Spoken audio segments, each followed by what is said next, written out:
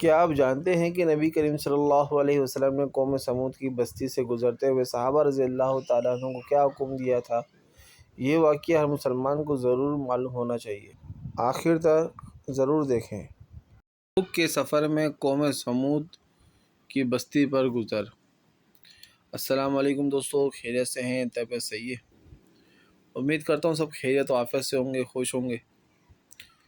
تو آج پڑھیں گے انشاءاللہ ہم یہ تبوک کے سفر میں قوم سمود کی بستی پر گزر، جو کہ ہم حکایت صحابہ سے پڑھ لیں، اور اس کتاب کا نام فضائل اعمال ہے۔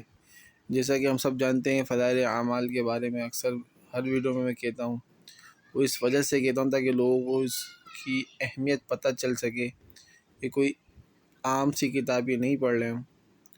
اس کے اندر حکایت صحابہ ہے، اس کے اندر فضائل قرآن ہے، فضائل نماز ہے، فضائل ذکر ہے، اور فضائل رمضان ہے، فضائل تبلیغ ہے، اور مسلمانوں کی پستی کا واحد علاج بھی ہے۔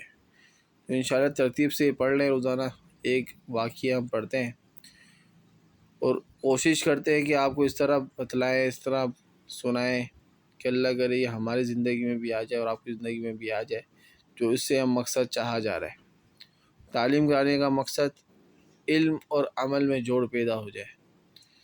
تبلیغ کا مقصد اللہ کے نبی کا لائبہ دین دنیا میں عام ہو جائے اور شرک اور کفر اس دنیا سے مٹ جائے، ختم ہو جائے، بس یہ ہے۔ تو شروع کرتے ہیں انشاءاللہ۔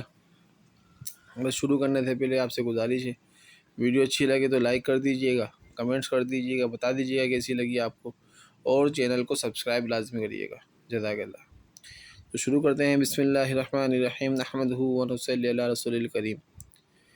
غزوہ تبوک مشہور غزوہ ہے اور نبی کریم صلی اللہ علیہ وسلم کا آخری غزوہ ہے۔ حضور اقدس صلی اللہ علیہ وسلم کو اطلاع ملی کہ روم کا بادشاہ مدینہ منورہ پر حملہ کرنے کا ارادہ کر رہا ہے۔ وہ بہت بڑا لشکر لے کر شام کے راستے سے مدینہ کو آ رہا ہے۔ اس خبر پر 5 رجب 9 ہجری شبہ کو نبی اکرم صلی اللہ علیہ وسلم اس کے مقابلے کے لیے مدینہ طیبہ سے روانہ ہو گئے۔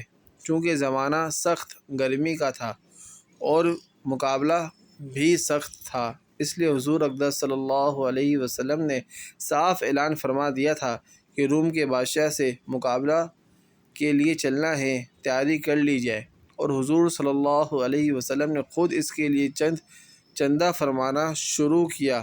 یہی لڑائی ہے جس میں حضرت ابوبکر صدیق رضی اللہ تعالیٰ عنہ گھر کا سارا سامان لے آئے، اور جب ان سے پوچھا کہ گھر والوں کے لیے کیا چھوڑا، تو فرمایا کہ ان کے لیے اللہ اور اس کے رسول صلی اللہ علیہ وسلم کو چھوڑ آیا۔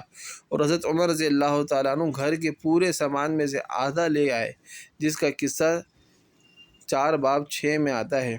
اور حضرت عثمان غنی رضی اللہ تعالیٰ عنہ نے 1/3 لشکر کا پورا سامان مہیا فرمایا، اور اسی طرح ہر شخص اپنی حیثیت سے زیادہ ہی لایا۔ اس کے باوجود چونکہ عام طور سے تنگی تھی، اس لیے 10 آدمی ایک اونٹ پر تھے کہ نوبت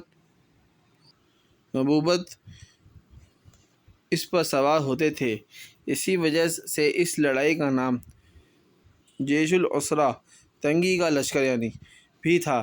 یہ لڑائی نہایت ہی سخت تھی کہ سفر بھی دور کا تھا اور موسم بھی اس قدر سخت کہ گرمی کی انتہا نہیں تھی، اور اس کے ساتھ ہی مدینہ طیبہ میں کھجور کے پکنے کا زمانہ زور پر تھا کہ سارے باغ بالکل پکے ہوئے کھڑے تھے، اور کھجور ہی پر مدینہ طیبہ والوں کی زندگی کا زیادہ دارالمدار تھا کہ سال بھر کی روزی جمع کرنے کا گویا یہی زمانہ تھا۔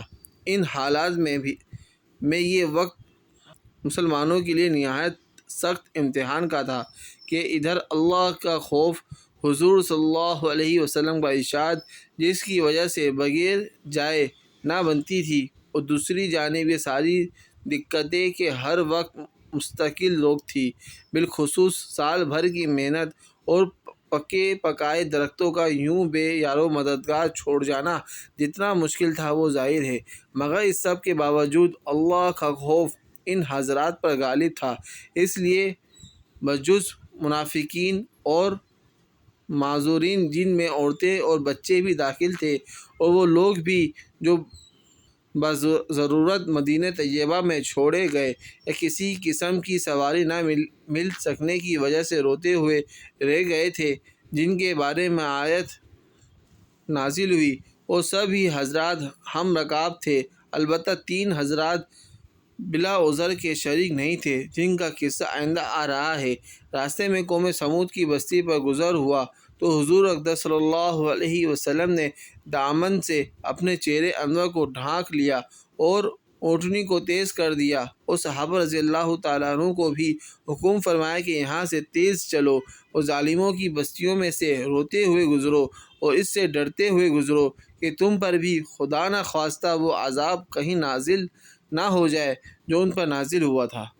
فائدے میں شیخ لکھتے ہیں، اللہ کا پیارا نبی صلی اللہ علیہ وسلم اور لاڈلا رسول صلی اللہ علیہ وسلم عذاب والی جگہ سے ڈرتا ہوا، خوف کرتا ہوا گزرتا ہے، اور اپنے جاں نثار دوستوں کو اس سخت مجبوری کے وقت میں بھی جان نثاری کا ثبوت دیتے ہیں، روتے ہوئے جانے کا حکم فرماتا ہے کہ خدا نہ خواستہ وہ عذاب ان پر نازل ہو جائے۔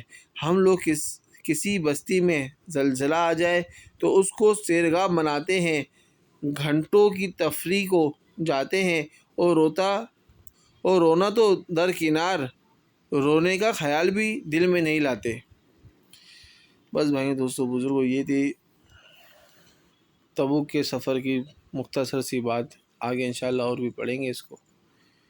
یہ واقعہ یہاں پر ختم ہوتا ہے، جس سے ہمیں یہ معلوم بھی ہوتا ہے کہ اللہ کے نبی آپ صلی اللہ علیہ وسلم اور صحابہ کرام رضی اللہ تعالیٰ عنہ اجمعین اللہ سے کتنا ڈرتے تھے، کتنا اللہ کو راضی کرنے والے تھے۔